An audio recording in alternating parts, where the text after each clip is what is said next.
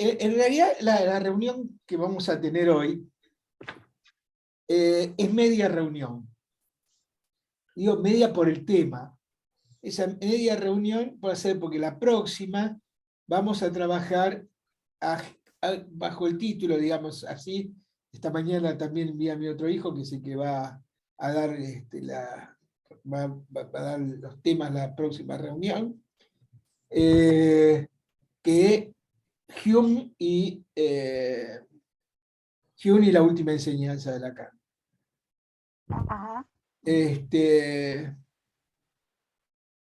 Bueno, ¿por qué decidí y le pedí a él esto? Por lo siguiente, porque hay una frase acá de Lacan, de Miller, está en la última página, ¿no? Que la leyó, creo, Gerardo la vez pasada, y desde ahí pensaba retomar. Me permite que lo busque.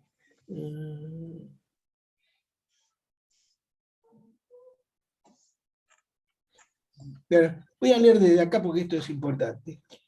Eso es una construcción secundaria que interviene después del choque inicial del cuerpo con la alambre. Lo que es secundario es que haya un saber en lo real, o que haya un sentido en lo real. Constituye un real, bueno, inicial. Eso es una construcción secundaria que interviene después del choque inicial del cuerpo con la alambre, que constituye un real sin ley, sin regla lógica. La lógica se introduce solamente después, con la elucubración del fantasma, el sujeto supuesto en saber y el psicoanálisis. Esta frase es sumamente importante por esto, porque ya sitúa los conceptos básicos que nosotros, por ejemplo, trabajamos en los 4 conceptos, como secundarios a el encuentro del Alán con el cuerpo. Y lo llama elucubración. Es una elucubración. Tómenos desde ahí porque al final ya lo que va a decir, más bien que esta elucubración que hizo Freud y Lacan, no es el psicoanálisis del siglo XXI, y el psicoanálisis del siglo XXI, que corresponde al real sin ley, hace del inconsciente mismo una defensa contra lo real. Le digo esto porque me parece que el seminario 20, cuando Lacan dice que el lenguaje es una lucubración sobre lo real, perdón, sobre el alange,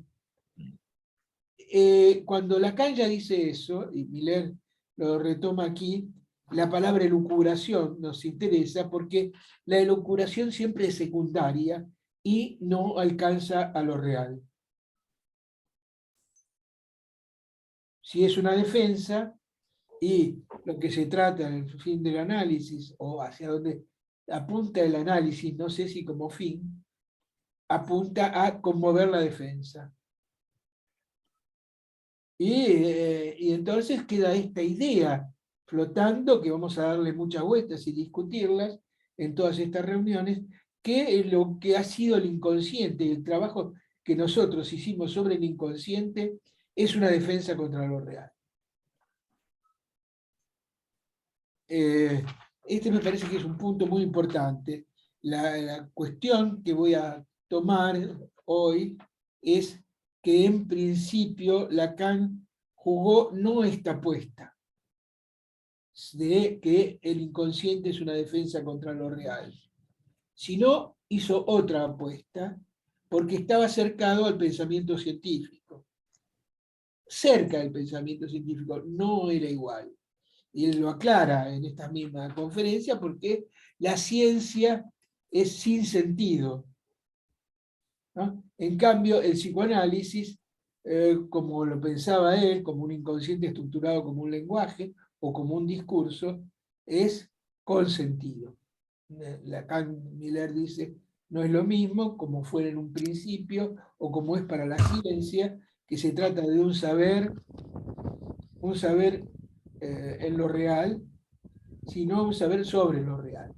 Lacan esta frase de un saber sobre lo real, que es una frase hegeliana, por otro lado, la dice Hegel así tal cual, en la introducción a la fenomenología del espíritu, es esto sobre lo real, que puede haber un saber sobre lo real, es lo que va a estar trastocado en la última enseñanza de Lacan.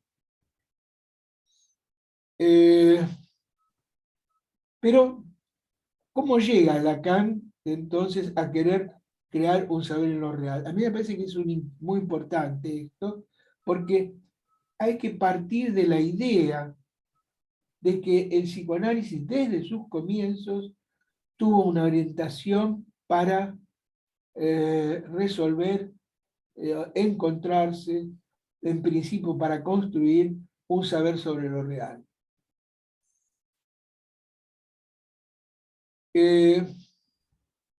Ustedes saben, la frase, aparte de continuar, quiero tomar la frase, sobre todo porque todos tenemos transferencia con Miller, no tienen por qué tener transferencia conmigo. Y no me gusta la palabra transferencia ahora, pero bueno, no importa, alguna que imponer.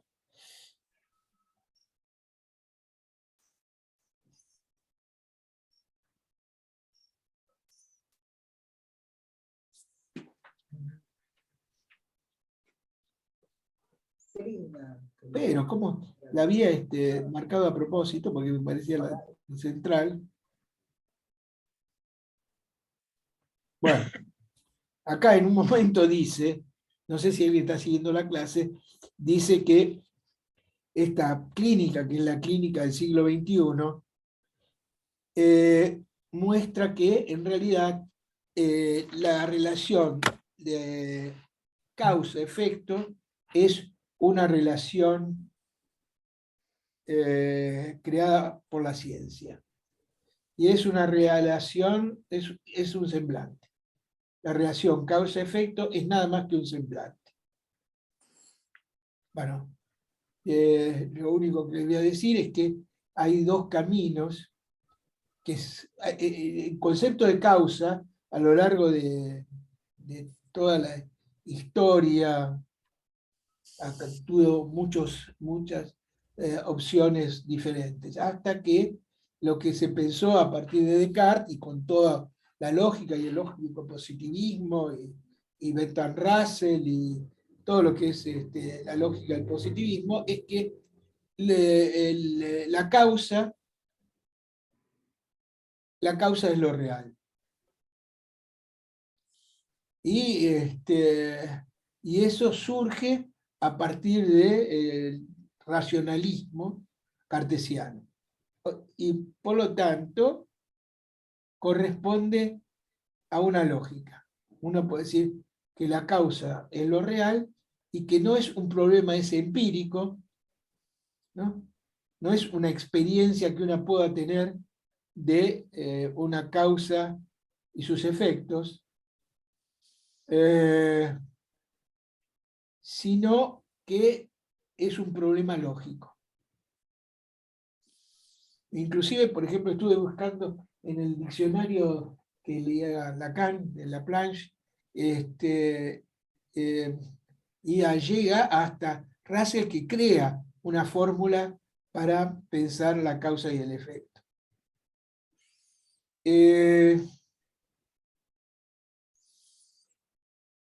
Anteriormente, con Aristóteles, en realidad, se definían las causas en cuatro, ustedes deben saber, no voy a entrar en todo eso porque no es nuestro camino, pero se llega a un momento en donde hay, digamos así, un debate muy fuerte,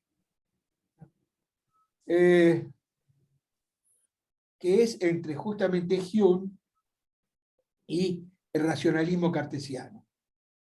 En ese racionalismo cartesiano apunta a la causa y efecto como un real que se pone en juego en la causa, y como una lógica que puede alcanzar ese real o el acto, tanto por ejemplo en Spinoza, en Leibniz y qué sé yo. Pero me parece que el punto clave es a quién tomamos, ¿no? Para pensar el tema de la causa y el efecto. ¿A quién toma Lacan, no? ¿A quién tomamos nosotros? Lacan me parece que se inspira para el tema de la causa y el efecto en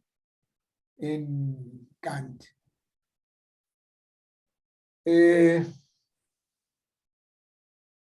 Después, la próxima van a hacer una crítica a Kant también, esto, que justo va a llegar también esta crítica hacia el psicoanálisis freudiano y lacaniano anterior al siglo XXI.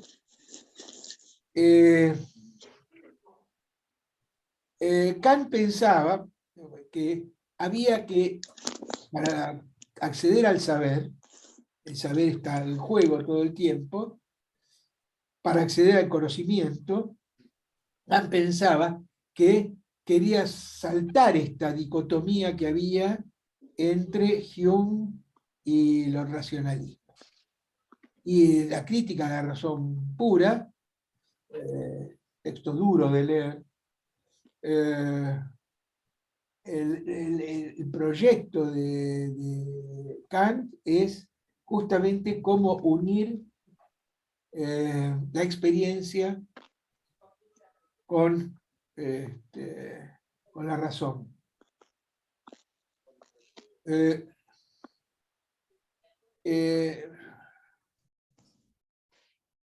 Crea una frase, dice una frase que es muy indicativa de todo esto, que dice que la razón sin la experiencia, perdón, me olvidé la frase, la pucha. Voy a empezar al revés. La experiencia sin la razón es ciega. Y la razón sin la experiencia es muda. Esa es una frase que muestra la importancia que para él tiene para dar validez al conocimiento, o sea que el hombre puede conocer, ¿no?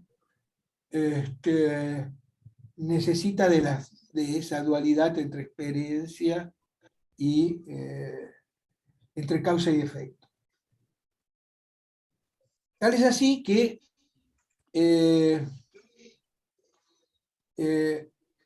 Kant dice que en relación a la relación de causa y efecto es que la causa, la relación, perdón, causa y efecto es una relación, es una categoría, ¿no? Lo sitúa dentro de las categorías. Y las categorías kantianas, es un famoso esquema que hace Kant sobre las categorías, son los conceptos que van a permitir entonces dar cuenta de una experiencia. Si yo tiro una pelota contra la pared y la pelota vuelve, digo, rebota. Ahora, si soy un científico, voy a decir que la pelota cuando golpea contra la pared recibe una fuerza en sentido contrario y que hace que esa pelota vuelva a mí. Ahí tienen la relación causa y efecto que Lacan trabaja en el seminario 11.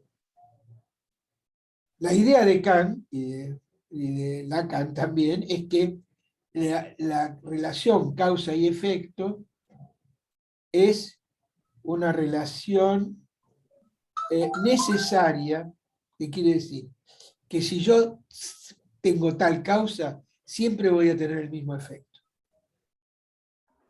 ¿Sí? Si yo tiro un cuerpo por la ventana, que está acá en mi escritorio, ese cuerpo, yo estoy en el segundo piso, va a caer al primero. ¿Sí? Hay una causa de eso, que es la ley de la gravitación. Y el efecto de la ley de la gravitación es, por ejemplo, que los cuerpos son atraídos. La atracción de un cuerpo por otro. Eso se puede pensar, según Kant, solamente si yo tengo la categoría de causa y efecto. Y esa categoría él la llama a una percepción. Es algo que está con nosotros ya desde que nacimos. Estas categorías que vienen, digamos, para nosotros que vienen con el lenguaje.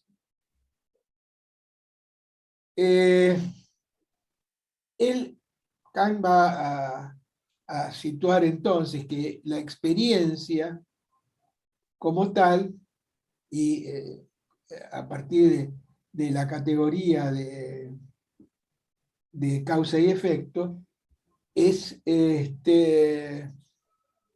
situando a la causa en el lugar de lo real. En tanto, no es imaginaria, no puede ser imaginaria, pero sí puede ser simbólica. De hecho, también para Lacan, y Miller en el uno por uno comienza por ahí, mostrar que, como para Hegel, la causa es la estructura. Justamente por eso, la definición de que la causa es la estructura nos lleva a pensar que el inconsciente estructurado como un lenguaje tiene una relación con la estructura. Y uno podría casi pensar que el seminario 11 está construido en relación a eso. Está construido que hay una estructura, el inconsciente estructurado como un lenguaje, y están las pulsiones. Y que las pulsiones aparecen, por un lado, a partir de la constitución de un sujeto y mostrando un resto que tiene que ver con el recorrido libidinal. Esto siempre en el psicoanálisis y en Lacan sobre todo fue tratar de despejar y de ver cómo se relaciona el inconsciente con la pulsión, poniendo como causa y como real, en principio, el Dasdim freudiano en el seminario 7, y el efecto del Dasdim freudiano es que la realidad va a ser significante y fantasmática. La realidad no tiene nada que ver con la causa. El esquema del capítulo, el esquema no solamente, durante el capítulo lo desarrolla, se podría, Miller le puso el saber y la verdad, y yo lo llamaría el fracaso del saber. En el esquema que está al principio, es el capítulo 8 de Aún, de Ancor. Espero no haber perdido donde marqué lo que decía. Bueno, en ese capítulo aparece entonces lo real como causa y como fracaso. Después voy a explicar por qué fracaso con una frase de Lacan. A partir entonces del seminario 7, y le quería decir esto del 20, en el 20 Lacan modifica el seminario 7 y sitúa que el principio del placer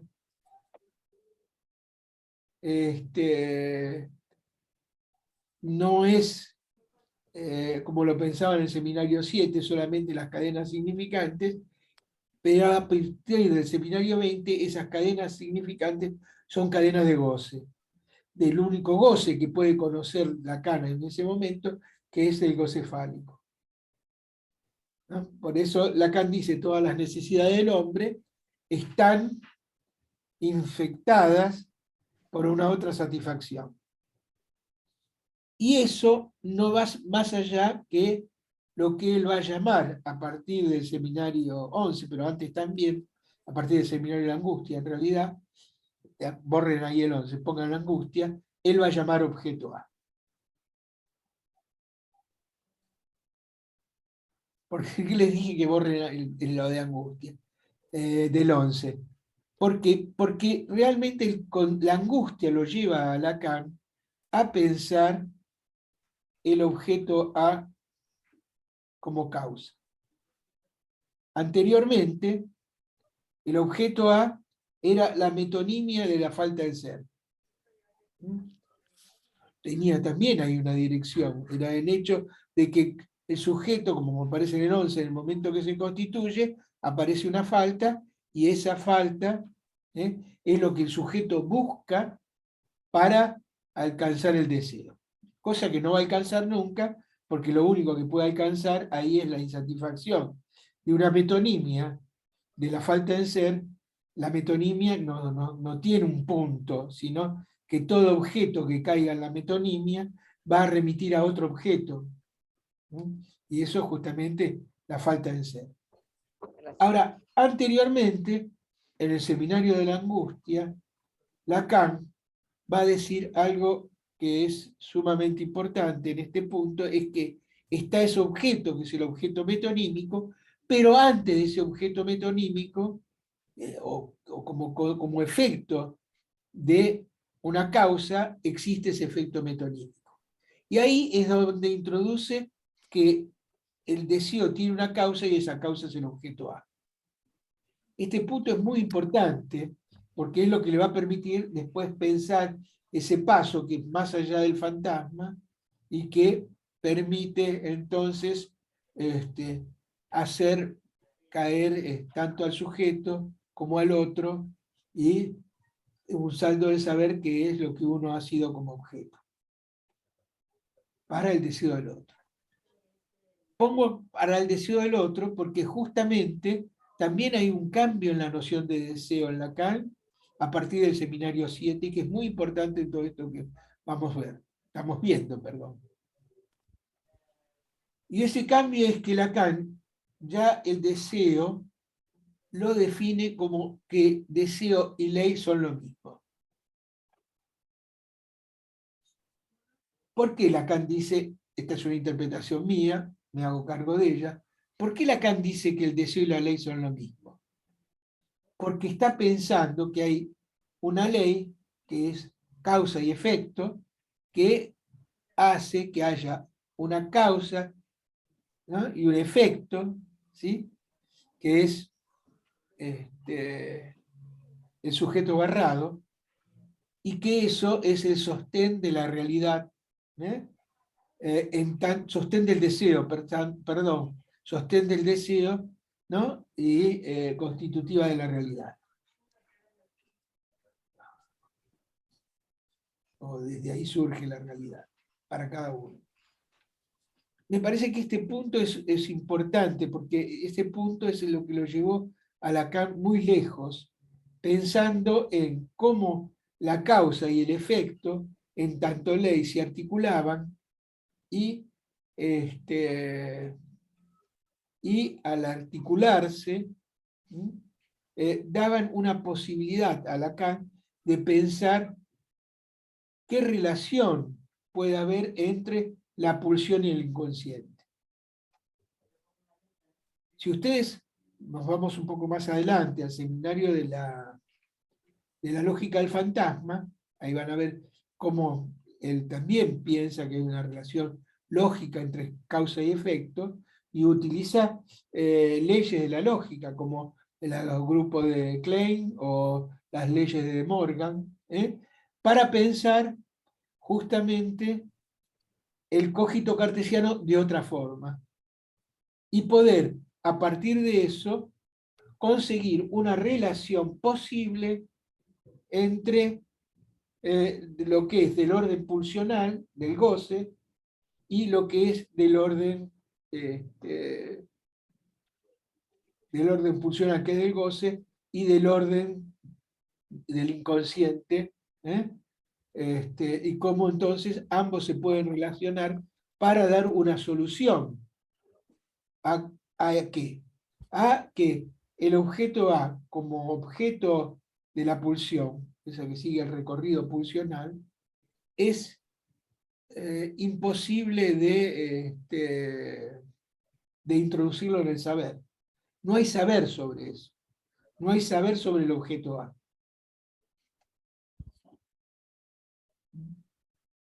Y eso es la característica del objeto A, que no se puede constituir como saber. Por lo tanto, es cierto que la causa no puede estar en la experiencia. pero sí en el efecto, y que por lo tanto, lógicamente se puede entonces explicar o saber qué relación hay entre el... Perdón, están llamando. ¿Qué relación hay entre qué relación hay entre, me hizo perder ese llamado, qué relación hay entre la causa y el efecto? O mejor dicho, poniéndolo en términos freudianos y psicoanalíticos, ¿qué relación hay entre el inconsciente y la pulsión? Si ustedes ven el diagrama de Klein, a la forma lacaniana, él va a situar, va a negar pienso soy, pero negar cada uno de los términos. No pienso y no soy, que es lo mismo que decir pienso soy, según las leyes de De Morgan. Entonces, va a trazar una línea, Lacan, esto es lógica pura, una línea que va desde no pienso, soy, a pienso y no soy. Esa línea, él la va a llamar sujeto supuesto al saber. O sea, que él va a mostrar a partir de esto cómo el sujeto supuesto al saber supone el objeto como causa y la pulsión como real, el real del goce. Y la solución, en tanto hay transferencia, es justamente la conexión entre el yo no pienso y el yo pienso del sujeto supuesto al saber. Con ese resto de creerme ser, dice Lacan que eso es el narcisismo, o no soy, que es el efecto de la falta de ser que produce el inconsciente, estructurado como un lenguaje.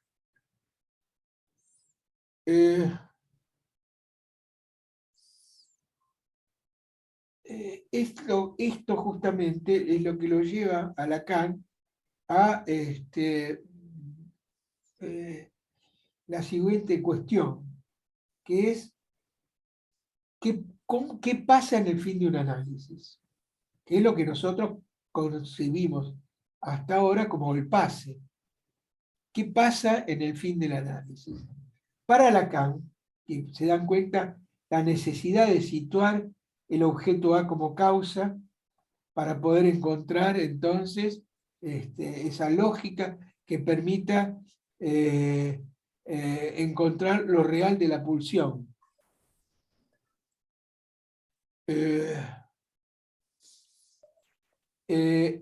Lo que el sujeto encuentra ahí es lo que yo ya les había dicho, encuentra entonces en el objeto A el goce y, por otro lado que es ese goce es un goce que tiene un pequeño saldo de saber, que lo llamas el pequeño saldo de saber es cínico. Es importante que se usen el cinismo ahí, porque ese saldo de saber cínico se emparenta seguramente, espero, con lo que vamos a ver la próxima vez con Hume. Y a su vez supone la destitución del otro, porque el otro se sostenía a partir de que el objeto venía a tapar ese agujero, esa falta que había en el otro. De ahí es que Lacan puede decir que el analista deviene en la operación que pasa de analizante a analista cuando se produce todo esto y él está dispuesto a situarse en el lugar de objeto para un paciente, un analizante, para que repetir toda esta experiencia.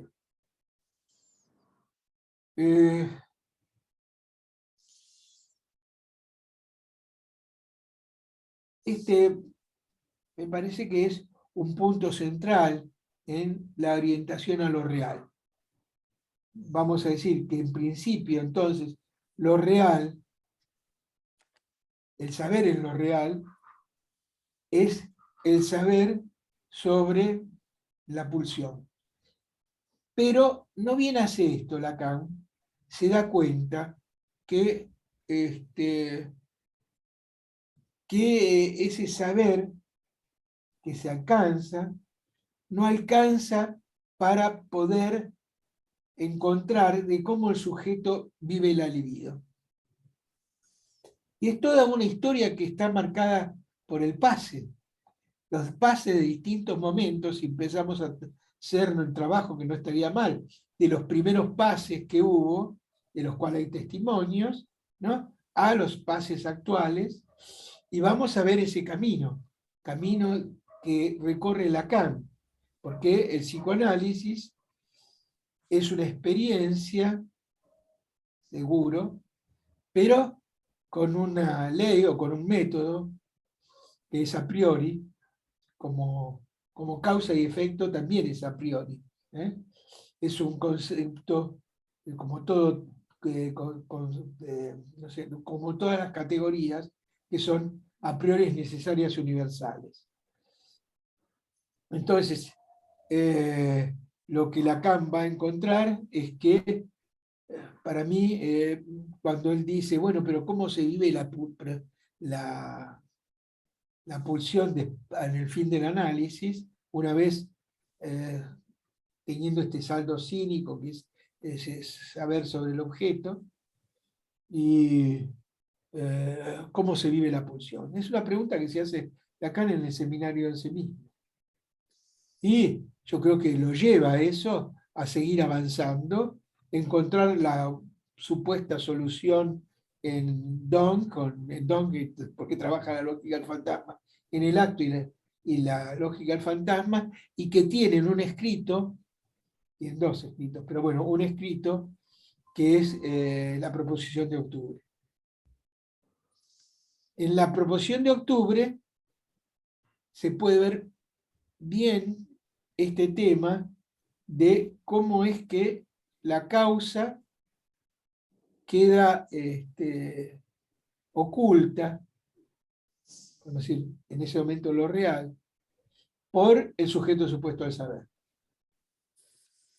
Cuando introduce el sujeto supuesto al saber, que ustedes recuerdan, es todo estructura, porque toma el algoritmo susuriano, poniendo un significante, el sentido, y una cadena metonímica en la parte de abajo de la barra, que es la que produce el sentido. Y el significante de arriba es, digamos, el significante de la transferencia, que resumiendo mucho podría decir es el síntoma, en tanto nos hace sufrir, y buscamos en el analista, que es el significante cualquiera, una,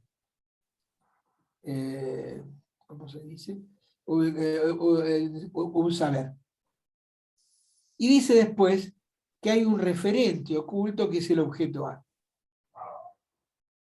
Ese referente oculto en el sujeto supuesto al saber, que es el objeto A, es la causa de ese sujeto supuesto al saber. Y se aclara con un artículo de Carlos, que lo podría pasar si lo tiene, donde él muestra la equivalencia entre phi y, o sea, la gamma, phi A, A sobre abajo phi, entre el sujeto supuesto al saber y el sujeto supuesto al saber y el objeto A como fálico, como goce. Aunque ahí aparece como significación, podríamos tranquilamente, pienso yo, desde esta última enseñanza, sobre todo de la clase esta del seminario 20, el saber y la verdad, que en el esquema mismo, ahí uno puede ver entonces que la realidad está sostenida por el falo, no por el agalma, sino por el falo. Es un punto muy importante donde Lacan, que buscaba, a ver, no verlo, que buscaba cómo encontrar lo real, y de hecho el Seminario 20 es una guía para eso, porque él encuentra el ser real en el goce femenino, en lo que llama acá goce femenino. En realidad no lo llama goce femenino, lo llama el goce del significante del otro abarrado. Un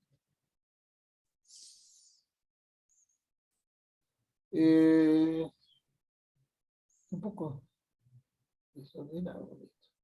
Acá está.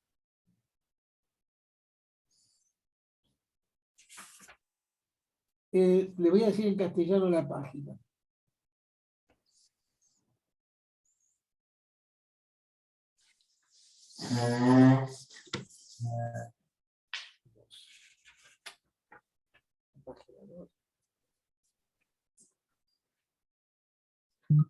Es en la página 2, en la página 115, dice, de otro lado, el A, que ande en suma por el buen camino, no nos haría tomarlo por un ser, con el pretexto de que aparentemente en efecto es algo. Pero solo se resuelve al fin de cuentas en su fracaso. En su fracaso está referido al fracaso del objeto A. El no poderse sostener en el abordaje a lo real. Yo creo que esta frase es la que inspiró en principio a Jacques Alain Miller a mostrar su crítica al concepto de causa y efecto. Porque todo el psicoanálisis, hoy en día lo pensamos así, es difícil conmover esto, porque esto que es una categoría del entendimiento que descubre Kant como una categoría a priori, si es a priori no es una síntesis, no es un conocimiento que tenemos, ¿no? Que nos viene por el razonamiento, por el entendimiento, sino es antes del entendimiento y que permite el entendimiento. Habla ahí de la percepción en relación a eso. Tema que toma Lacan, como hemos trabajado con Gerardo, en el estadio del espejo. Entonces, esta frase, que sería bueno leerla y releerla, esta frase lo que pone en juego es que el objeto A es un semblante. Y si ustedes ven el ejemplo que está ahí, el esquema, que es el triángulo famoso, ese con el goce en el medio, que sale de lo real y vuelve a lo real, parecido en este momento todavía al recorrido de la pulsión. Si no lo tienen ahí, eso está en la página en castellano, se los digo. Porque yo no sé poner esto, como hace Carlos, poner estas cosas para que la vean. A ver si así lo ven y lo recuerdan. Ahí ya. Este esquema. Fíjense que hay como una, de lo real, sale como una, no sé, como un globo. Y en el medio del globo está puesto goce. ¿Sí? Eso es el goce que sale de lo real, ¿sí? No puede ser alcanzado por el vector que va desde lo simbólico a lo real. Eso es lo que después dice en la frase que les leí. No puede ser alcanzado y por lo tanto el objeto A se muestra en su realidad, que es algo, o sea, es un semblante. No es que no sea nada, el objeto A no es la nada, pero como tal es un semblante. Si releen este capítulo, es muy interesante porque Lacan va a retomar los objetos A y va a demostrar que son algo, pero que son un puro semblante. Y que entonces cambia nuevamente nuestra orientación. Y en realidad, por esto que voy a decir ahora, Lacan, Miller, piensa que hay un último Lacan y hay un ultimísimo Lacan. El último Lacan, que no es el ultimísimo, es el Lacan que una vez que describe el pasaje de analista, de analizante a analista, descubre, o se lo demuestra la experiencia, y él nos da el entendimiento de eso, usando sus categorías, que,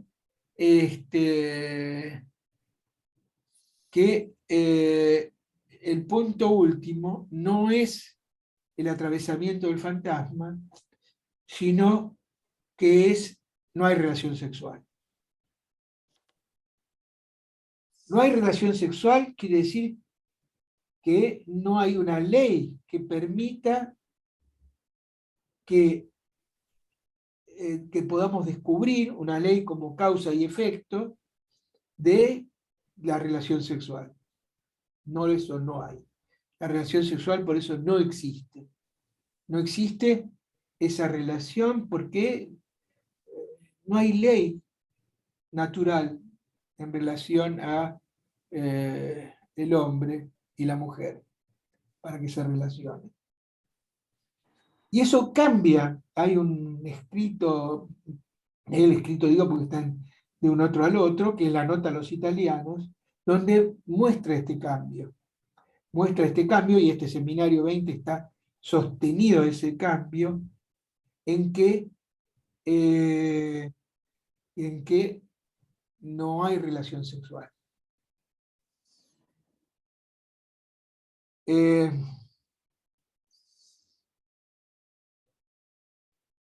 Ustedes ven que si tendríamos que situar entonces la ultimísima enseñanza de Lacan, que es hacia donde fue avanzando Millet, de lo que se va a tratar es de que, ¿qué se hace con este goce? Otra vez les lo muestro, el esquema es esto, ¿ven? Es el goce que está aquí, que está graficado como si fuera un goce pulsional y no pasa por el goce fálico, porque el goce fálico está escrito en el vector que va de lo semblante a de lo real a lo imaginario, que vía un significante, que es el significante del goce, el goce fálico, que es el que escribe aquí, lo que se constituye es la realidad, pero no se alcanza lo real. Entonces, lo real está situado ahí adentro, y lo que Miller va a continuar de Lacan es ese adentro que está ahí. Ese goce que es el goce del encuentro del Alain con el cuerpo. Y que no es una elucubración. Que ese goce que está ahí no es una elucubración, es lo real. Es lo real del síntoma.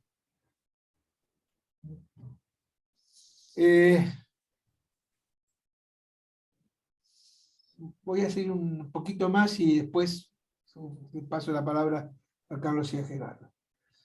Entonces, ¿qué queda del psicoanálisis? ¿No? Queda todo. Porque lo que hemos confundido, hay una conferencia de Miller que el que la encuentra se la voy a agradecer, yo no la leí, pero está en la parte de la MP, ¿cómo se llama? El blog, no, es la página de la MP, ahí aparece una serie, pero no están no está el texto. ¿Qué dice Miller? El inconsciente es diferente del psicoanálisis. El psicoanálisis no tiene al inconsciente como esencia, sino el psicoanálisis tiene al inconsciente como defensa. Y de ahí me parece que surge en la idea de la estafa analítica, ¿no?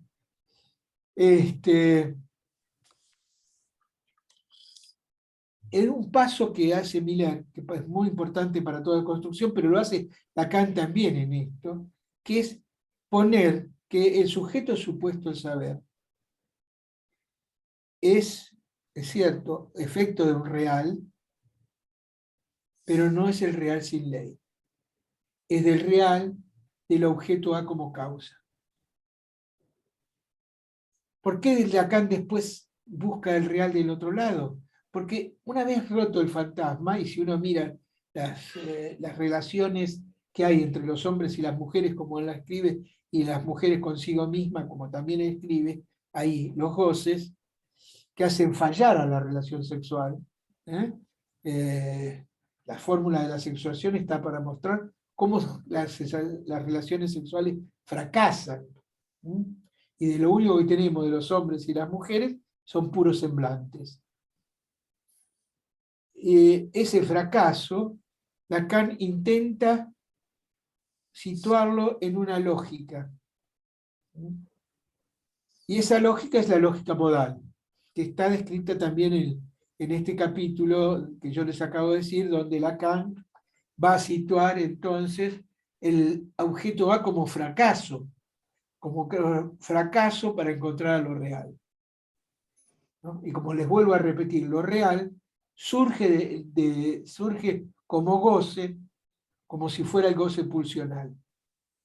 Cosa que ustedes saben que Lacan modifica este recorrido para hablar sobre el goce, situando que esa bolsa que está ahí, ahora le cambio el nombre, no es un globo, pero es una bolsa, porque así define Lacan el cuerpo como una bolsa, esa bolsa es lo que hace que haya, que es lo que es necesario para que haya pulsión. En tanto la pulsión es el eco en el cuerpo, del tanto hay un decir. El decir de la langue, no del lenguaje. Y el objeto A, como tal, en tanto es producto del discurso, a partir del seminario 17, el fin el objeto A es un efecto del discurso del amo. ¿eh? Cuando el amo empieza a entrar en crisis, que es lo que empieza a pasar una vez que hay esa alianza entre el capitalismo y la ciencia, el objeto A se muestra como goce, pero como plus de goce. O sea, seas plus de goce, poner ese más de goce, es una categoría kantiana. Y es lo que él va a hacer circular dentro de... Porque una categoría es de la cantidad. ¿eh? La cantidad también es una categoría de las trascendentales, que son a priori y necesarias y universales. ¿eh? Por ejemplo, lo mayor que se puede ver ahí, que es cantidades, son la serie de los números naturales, 1, 2, 3, 4, 5, son a priori sintéticos. O sea, ¿qué quiere decir sintético? Cuando algo no es deducido de otra cosa. Eso es sintético. Algún día se lo vamos a preguntar a Guido la próxima, porque Kant escribió la crítica a la razón práctica para poder encontrar el modelo de una ética a partir de esto. Una ética que tenga un juicio. El juicio son todos a posteriori, no son a priori. El juicio necesita una lógica, una gramática y una lógica también.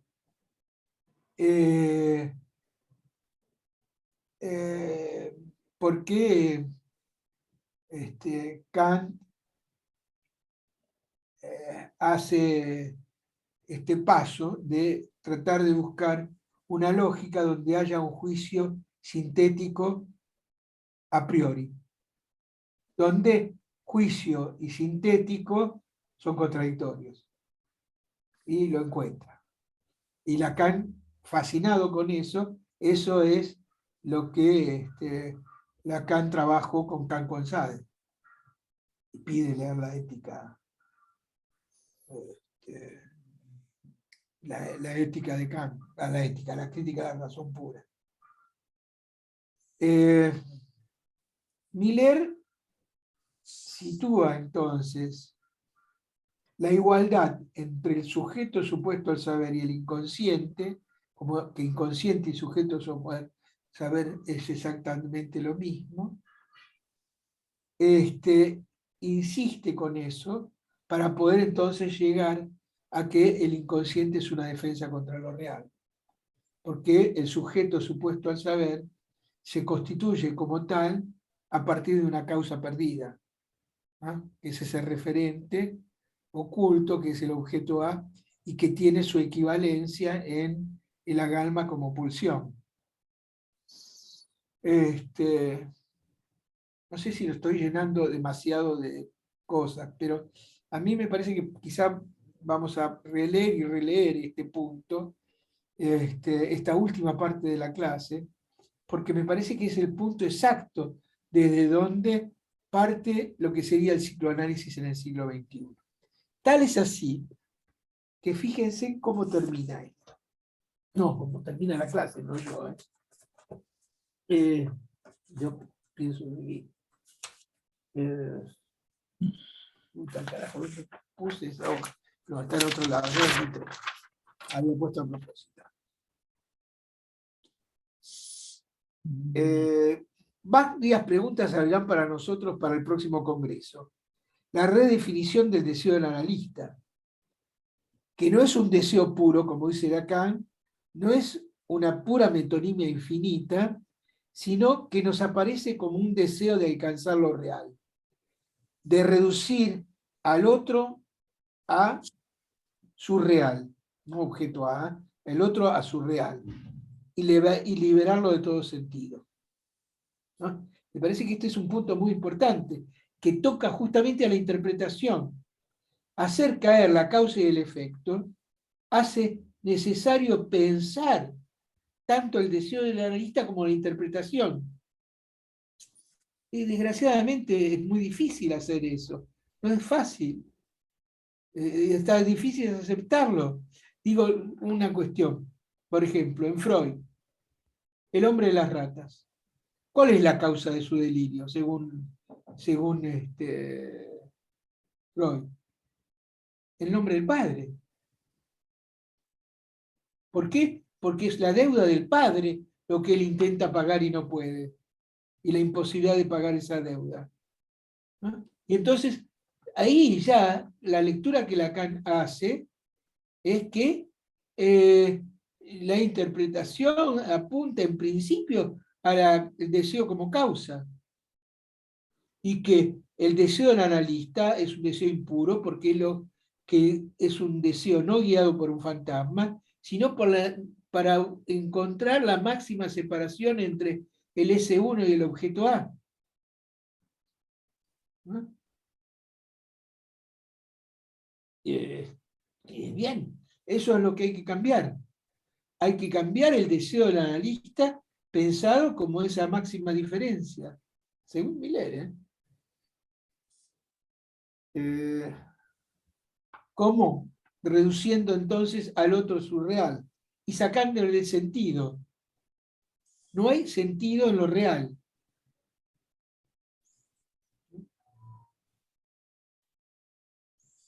No puedo leerles todos, pero la caída del S1, lo van a leer en este capítulo, la caída del S1 es lo que está unido al objeto A como fracaso, ¿eh? En tanto que el objeto A es un semblante. No es nada, dice Lacan, es algo. Y por lo tanto, si es algo, es un semblante.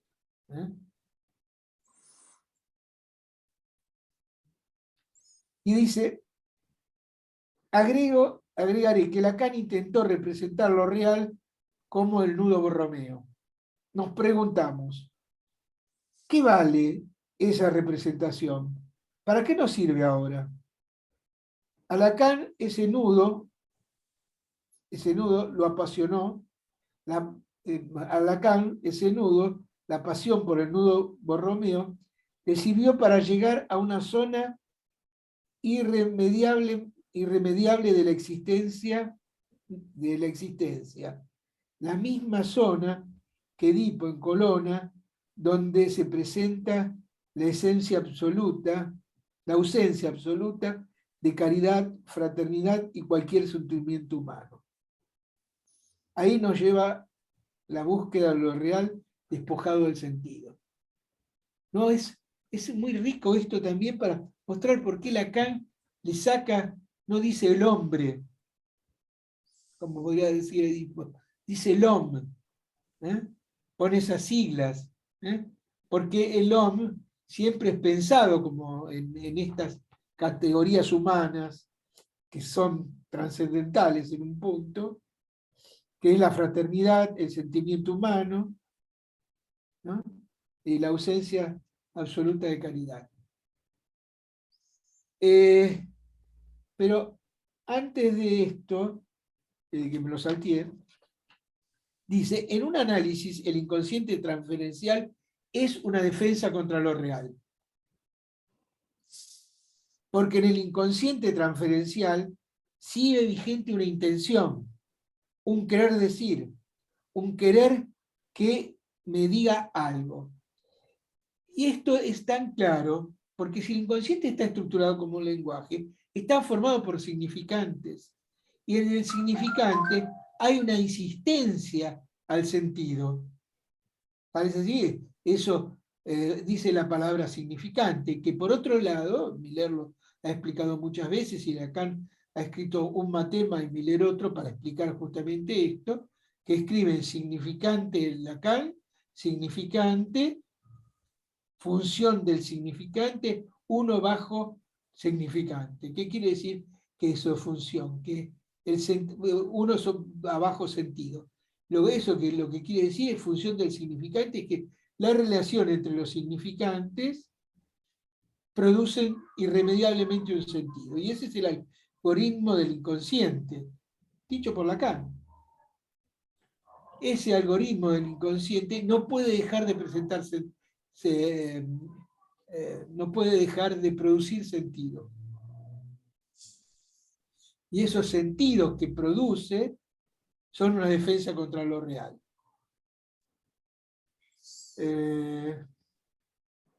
Y termina diciendo, mientras que el inconsciente, bueno, ¿por qué el inconsciente? Porque en el inconsciente transferencial sigue vigente una intención, un querer decir, un querer que me diga algo.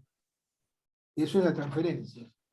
Mientras que el inconsciente real no es intencional, no hay intencionalidad, sino que se encuentra bajo la modalidad del así es. Y que se puede decir es como nuestro amén. Porque se dan cuenta que va exactamente en contra del desciframiento del inconsciente. ¿No? Lacan, dice Millar, Lacan hacía el chiste de que una interpretación, si se comprende, si tiene sentido, no es una interpretación. Eso es un adelanto de esto de Lacan, ¿no? Y el sujeto supuesto del saber no puede dejar de producir sentido. Y es cierto que, fíjense que el movimiento de Lacan es cómo hacer para que el otro, se podría escribir así, con mayúsculas, sea sustituido por lo real. ¿No?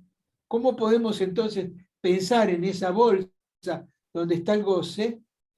¿Qué podemos hacer con eso desde el psicoanálisis? Bueno, yo sé que voy a dejarnos con muchas preguntas, pero voy a pasarle la palabra a Carlos y a Gerardo para que hagan puntuaciones, o digan si están de acuerdo o no están de acuerdo. A mí me parece, ¿no?, que sí, esto que vos acabas de desarrollar sobre que el inconsciente eh, tiene como defensa, el inconsciente freudiano es una defensa contra lo real, sí. El lacaniano también. Y el lacaniano también, claro. Es una defensa porque de alguna manera están basados en la represión y en el análisis, el desciframiento de lo reprimido, ¿no? Creo que eso es fundamental. Y además, ahí está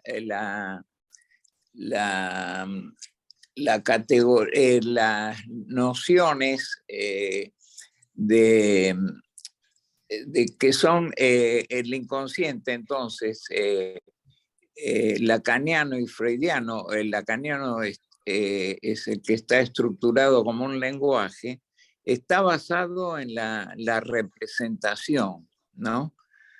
Mientras que el inconsciente que reaparece, que vos lo traías con el esquema del triángulo, es el inconsciente que tiene que ver justamente con el goce, ¿no? O sea, es el inconsciente definido por Lacan como un saber hacer con la langue, ¿no? O sea, Pero el y Lacan, inconsciente no es un saber hacer sobre la lana, el inconsciente real. El inconsciente real es el encuentro, quiero decir, entre la lana y el cuerpo, que produce goce. claro, entre la langue y el cuerpo que produce goce. Por eso ¿Sabés qué él dice, pasa, Gerardo? es El un saber inconsciente hacer, freudiano es el del automatón. Y el sí. inconsciente lacaniano, dice Lacan, es el del objeto al, de la sorpresa, de lo inaccesible. Mm, ¿No? Y el inconsciente real no es ninguno de esos dos. sí. ¿No? Es el que se ha despojado de esas dos nociones de inconsciente. Por lo menos Claro, lo que yo pienso. sí. Son los S1 sueltos, ¿no? Que implican que son unos ligados al goce y no ligados a la significación, ¿no? Claro. Eso es lo que más o menos da cuenta acá y lo importante es que nuestra clínica, dice, deberá centrarse sobre desbaratar la defensa, desordenar la defensa contra lo real, ¿no? Sí. Sí, claro. Entonces Eh, sería acotar al inconsciente.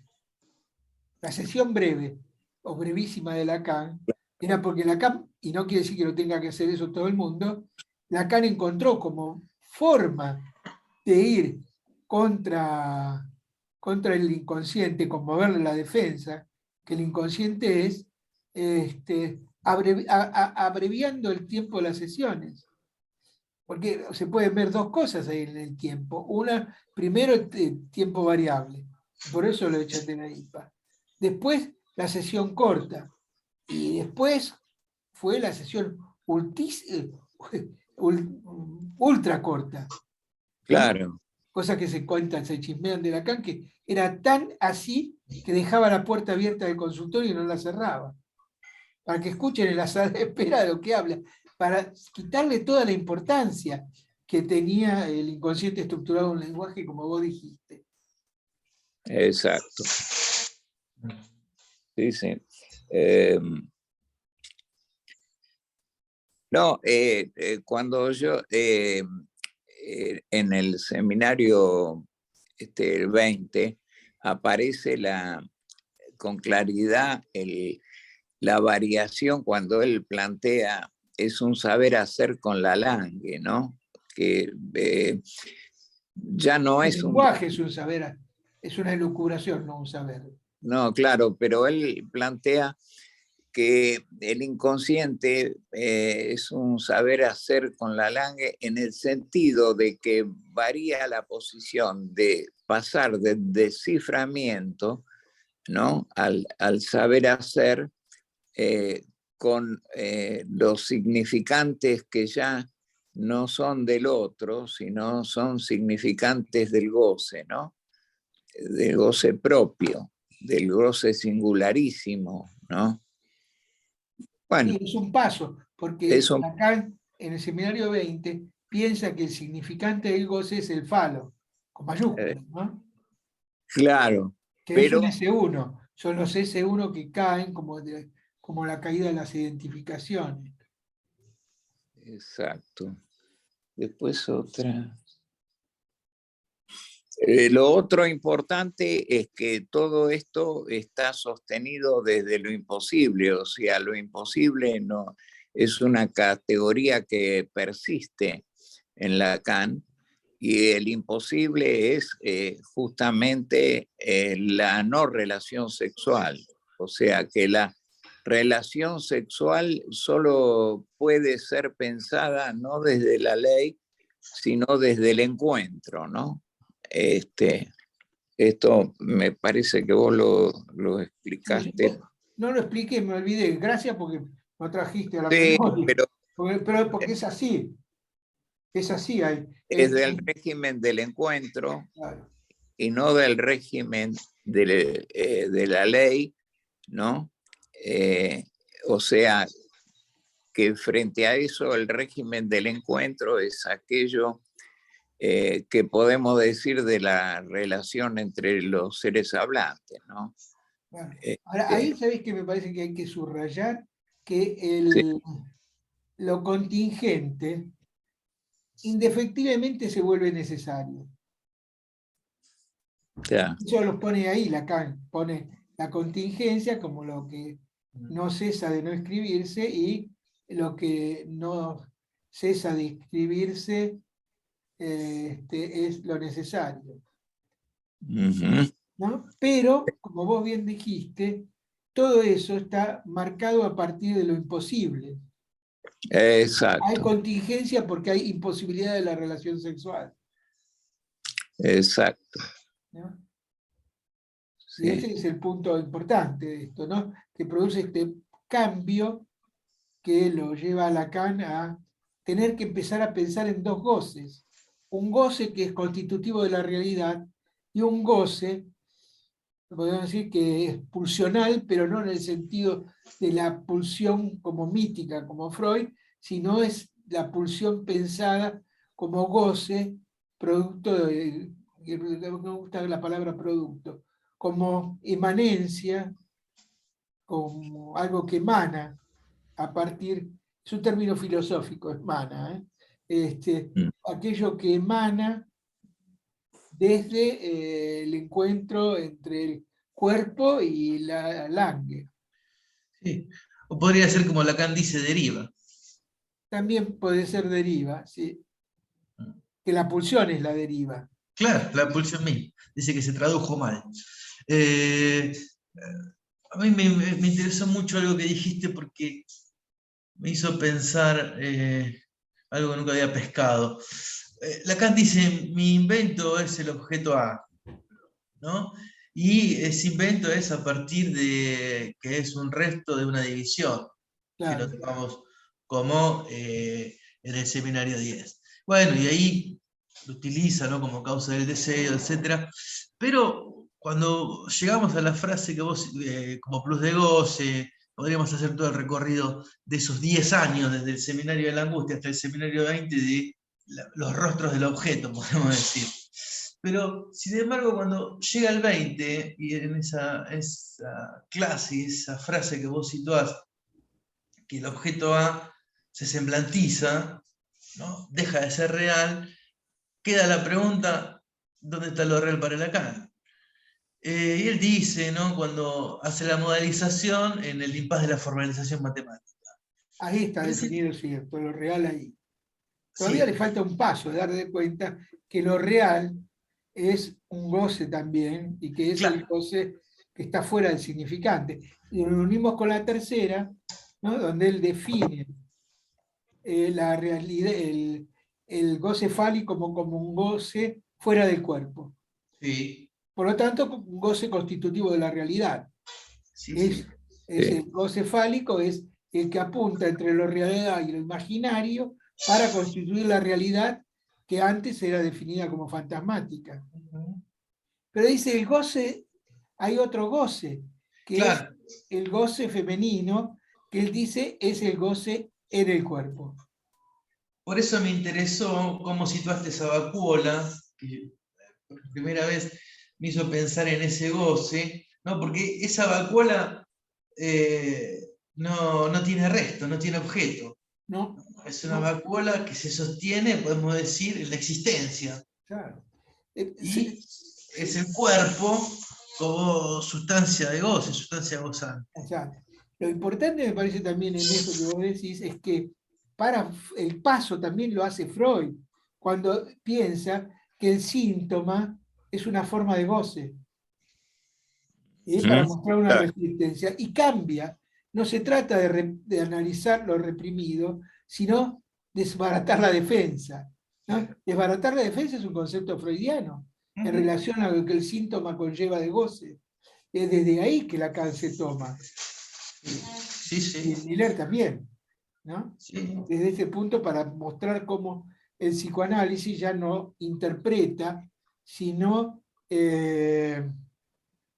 tampoco recubre, sino cuando uno dice amén, ¿no? O así sea, no hay nada más allá de eso. Es eso. Es eso, ¿no? No hay otra cosa, ¿no?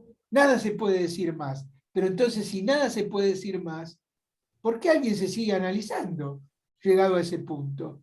¿No? Cuando el analista sabe manejar eso, ¿no? Debería irse, porque Bueno, tiene que sostener el análisis sin transferencia, ¿no? Lacan dice, cuando están lo suficientemente satisfechos, los dejo ir. Pero me hiciste acordar algo, Lito, que quiero decirlo. Cuando vos traes el síntoma en Freud, recuerdo la lectura que hace Miller para tener síntoma, de división, síntoma y angustia, que dice, hay un síntoma que son las neurosis actuales, que es un síntoma sin defensa. ¿Dice eso? Sí. ¿De Sí, qué época es? ¿De qué época es? para tener síntomas es como del 98, pero él hace la relectura de inhibición, Sí. síntoma y angustia y dice, hay un síntoma que no pasó por la represión ni por ningún tipo de defensa, que es el síntoma de las neurosis actuales. Claro, él a eso va a llamar síntoma. Claro. Es ahí donde Miller empieza a meterse en el campo del síntoma, situando que hay un síntoma que no pasó por los mecanismos de defensa. Exacto. Sí. Sí. Y si no Ahora, pasó por el mecanismo a de mí, defensa, no lo puedes interpretar en el sentido clásico. claro, a mí me marea todo esto. Me marea porque decir esta frase, el inconsciente es una defensa contra lo real, o sea, es un puro semblante y nada más, te deja, Pegan el sí, corazón. ¿no? Es como lo último que se puede decir ahí es eso, entonces, ¿no? Es muy fuerte, claro. Es increíble, ¿no? Que te hace repensar toda nuestra práctica, ¿no? Sí. Ahora, si uno va buscando pasos en Lacan, como hiciste vos hoy, me pareció fantástico, y en Miller mismo, ve que los tipos se van arrimando a esto muy, muy de a poco. Pasa que uno se lo encuentra de pronto y de frente. Claro. Pero yo recordaba esto, por ejemplo, Miller lo viene diciendo desde el, qué sé yo, desde el 95. Sí. El para tener síntoma es un seminario de esa época, y ya sitúa el síntoma en una relectura de inhibición, síntoma y angustia de Freud.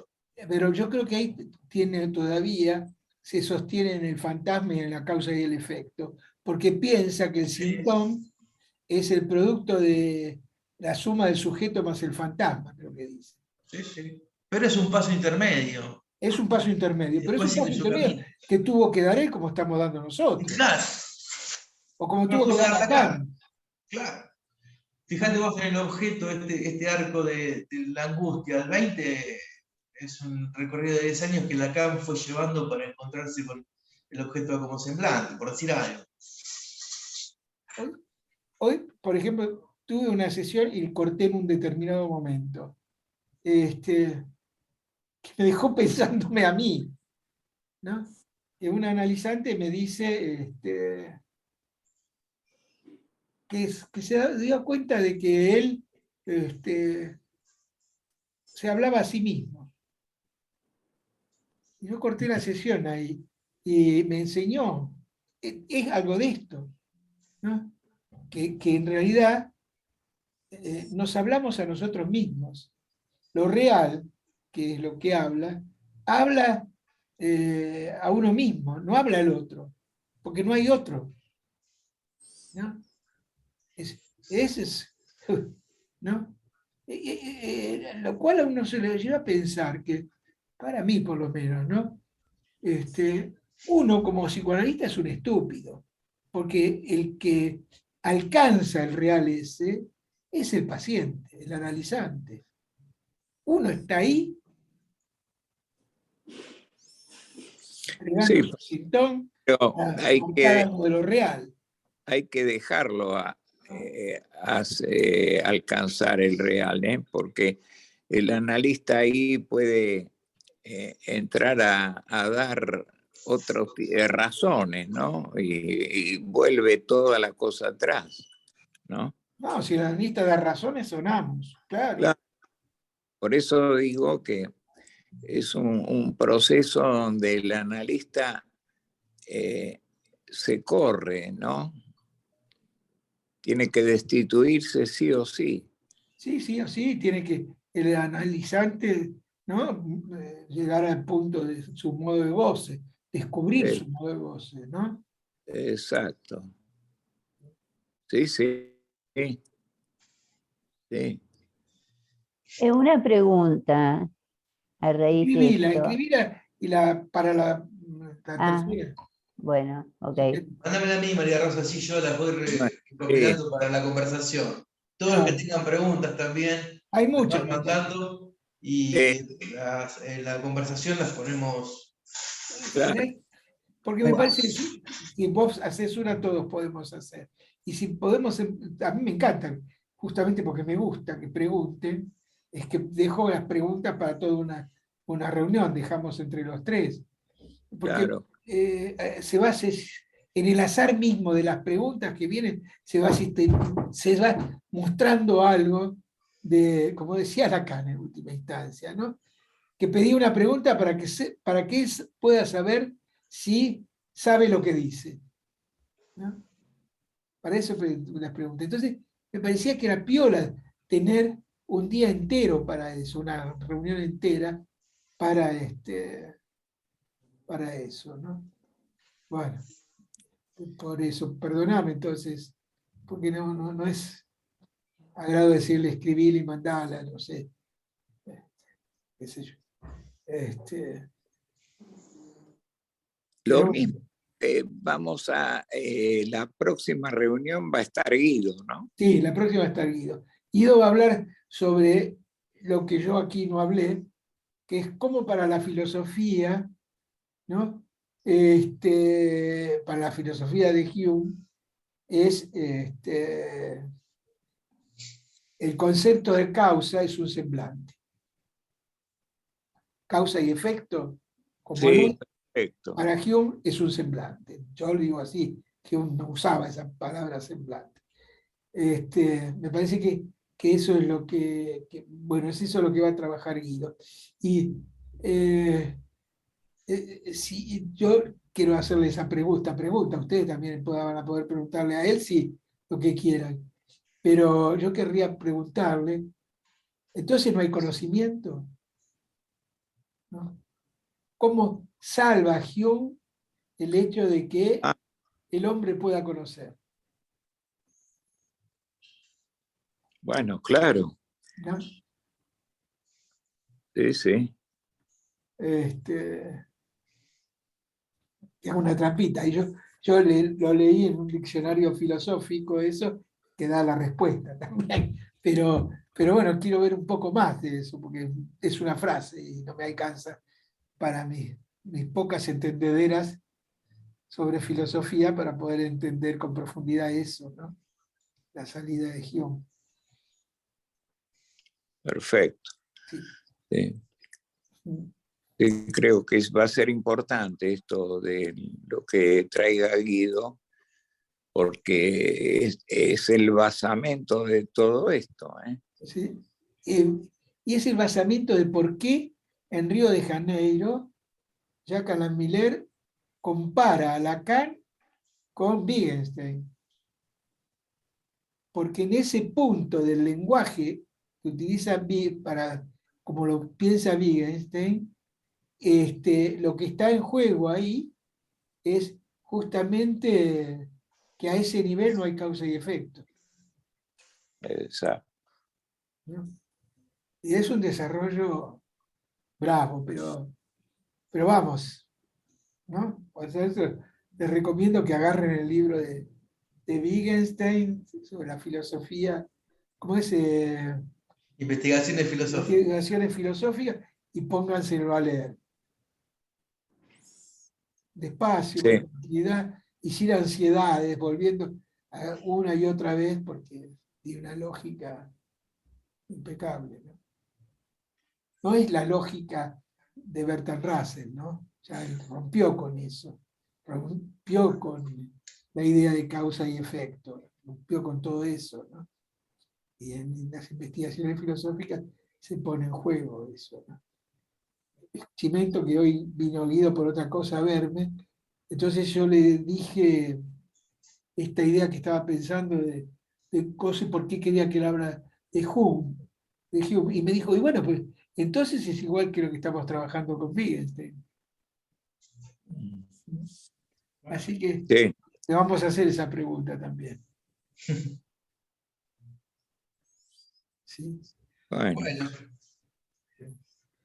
Muy bien. cerramos acá. Sobre la hora. Sí.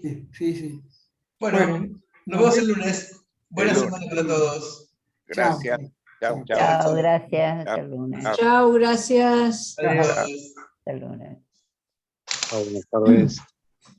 Chao. Chao.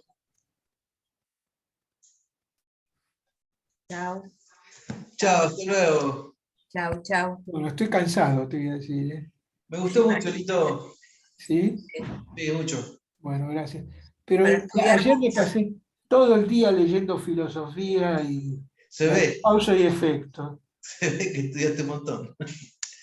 Sí, porque quería ver ¿sabes qué me pareció? Cuando lo leí, que es un punto central ¿no? Y que te organiza la cabeza para poder pensar todos estos temas. Me interesó mucho esa relación con Wittgenstein. Eso lo preguntáselo vos mañana. Bueno, dale. Así no sabe que yo se los comenté a ustedes. Bueno, nos vemos. Chao. Bueno, Hasta luego. chao. Chao.